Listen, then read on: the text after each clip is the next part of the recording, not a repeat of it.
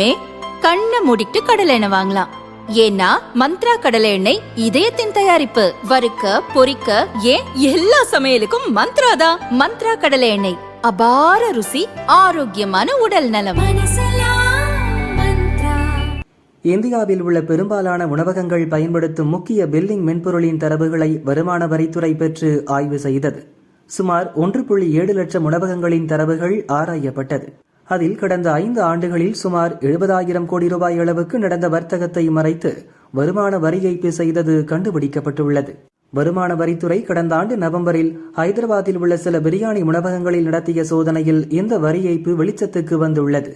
நாடு முழுவதும் பயன்படுத்தப்பட்ட ஒரு பில்லிங் சாப்ட்வேர் மூலம் இந்த மோசடி நடந்துள்ளது கண்டுபிடிக்கப்பட்டுள்ளது.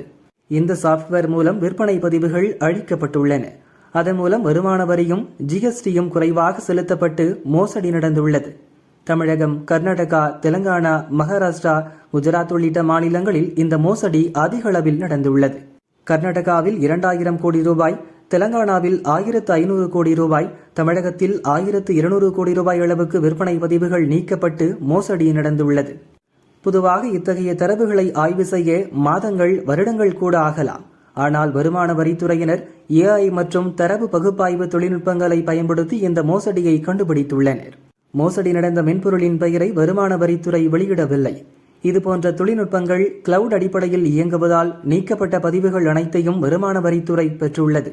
வரி ஏய்ப்பை கண்டுபிடித்ததை அடுத்து வரி பாக்கி மற்றும் அபராதங்களை கணக்கிடும் பணி நடந்து வருகிறது. இந்த மோசடி தொடர்பாக சில நாட்கள் அல்லது வாரங்களில் ஜிஎஸ்டி துறை மற்றும் வருமான வரித்துறை உணவகங்களுக்கு விசாரணை நோட்டீஸ்களை அனுப்பும் என எதிர்பார்க்கப்படுகிறது.